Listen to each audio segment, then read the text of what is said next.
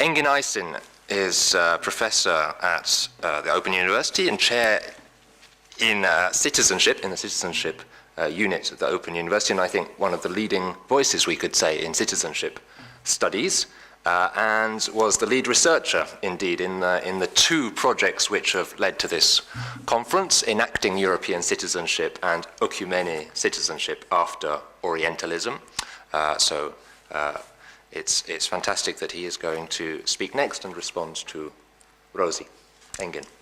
Thanks, Niccolo. And thanks, Rosi, for that rousing speech. And I felt like saying, okay, where do we march? But I want to actually pick up where exactly Rosi left. I really like the way she phrased the project as a project of thinking about the social imaginary of Europe, and without articulating a social imaginary, the impossibility of thinking about European citizenship.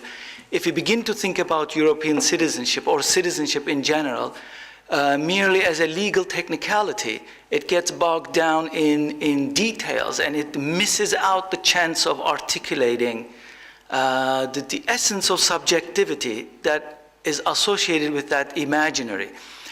This does not, as her closing remarks indicate, it doesn't mean that the legal status and the legal entity we call citizenship is insignificant, but it cannot go alone in terms of articulating a broader political subjectivity that is associated with an imaginary. What are the sources of the imaginary then? In the way in which I said that I'm going to take off from where Rosi left, I want to just say a few more things about the social imaginary and its others. Rosi just briefly made mention of non-Europeans, but in the European project, imagining the social democracy of a European project, we often think about the non-Europeans as an afterthought, that it is primarily as a question for Europeans, however they are defined, whether they are defined by birth as a matter of membership in one of the member states, or even if it is acquired citizenship in Europe. When we talk about European citizenship, we immediately latch on to the idea of Europe for those who are here. But Europe, the very project itself, even beyond the Second World War, in the 19th century and 18th century, arguably even going beyond that, Europe has always been a project about the non-Europeans. There is no Europe without non-Europeans. Europe has come into being by occupying a space of non-Europeans. Arguably even Greeks, ancient Greeks, did not think of themselves as Europeans but non-Europeans. The very etymology and the genealogy of the term Europe itself can be traced to mean that actually it is otherness, the unknown. Not here, the land, the territory, but it's the unknown territory. There is that kind of lineage in European history that involves non-Europeans. Then the question becomes, in articulating this social imaginary of Europe, how do we include in that social imaginary, how do we include in that articulation the question of non-Europeans? How should non-Europe and non-Europeans enter into equation? Should we think of non-Europeans as only those to whom the charity of European citizenship should be extended? Or should we at the outset already think that non-Europeans have moral and ethical right to be Europeans, and then they have a claim to articulate themselves as Europeans? So the number of radical proposals I would like to put on the table for us to discuss that goes beyond only thinking about the Europe as an insular project within itself, but extending it to non-Europeans as being part of the European project right from the beginning, wherever one puts that beginning, or whenever one puts that beginning as the origins. And there are two ways of doing about this. One is the question of non-Europeans within the boundaries of Europe.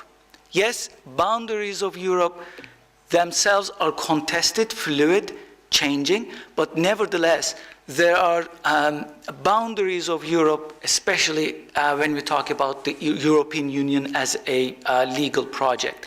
Now, within those boundaries, there are non-Europeans, and their number is not small.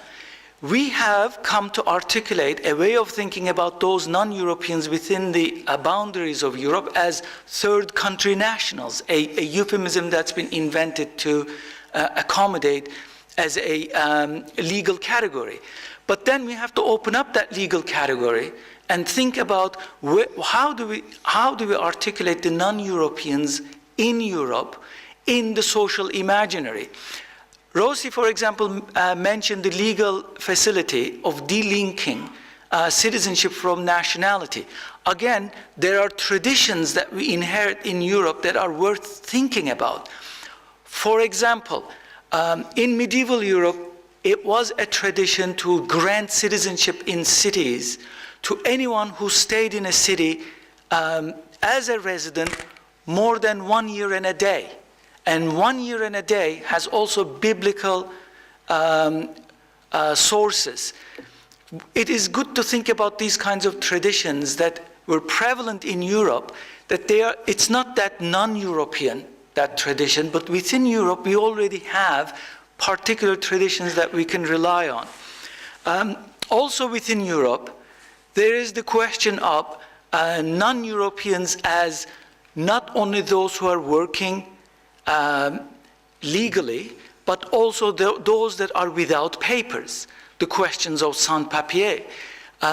How do we deal with non-Europeans who are within the boundaries of Europe, and yet their condition of being within boundaries of Europe is irregularized?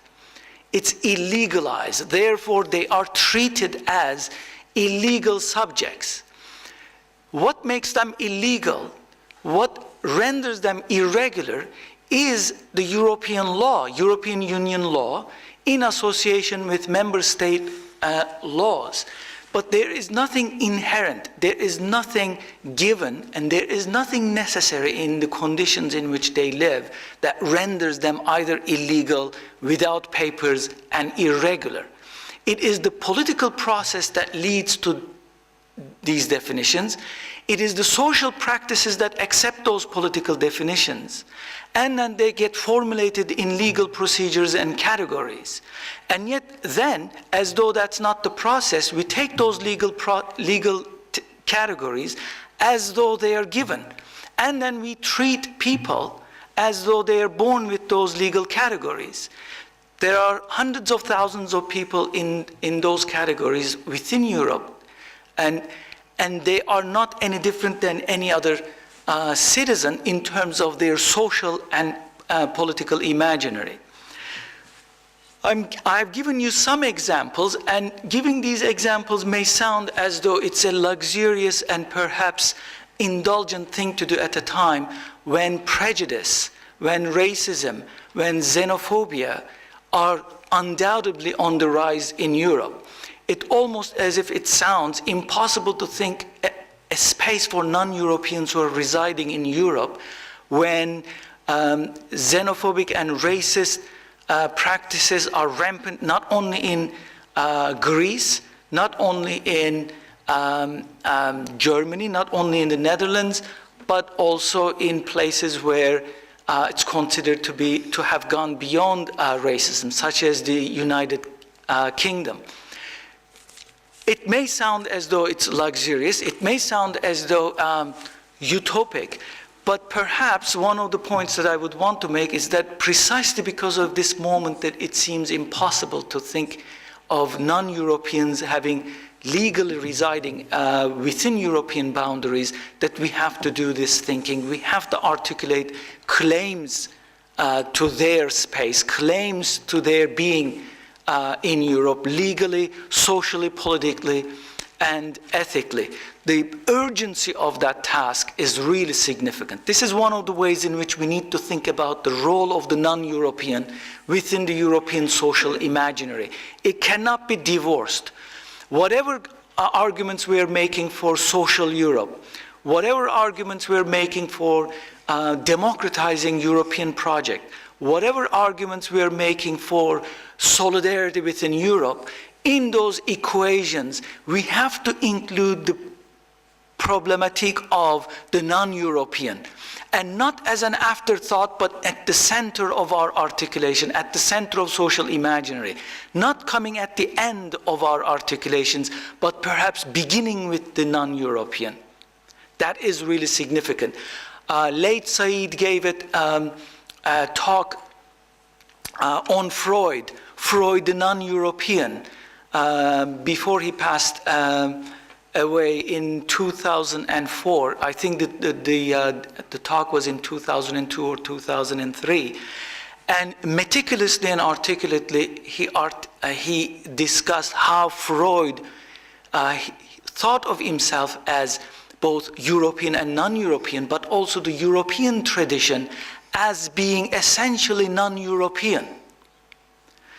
Therefore, when we are thinking about the social imaginary of Europe, democratizing of Europe, we have to insist begin with the non-European. Late Derrida also talked about almost 20 years today, in 2002, the other heading.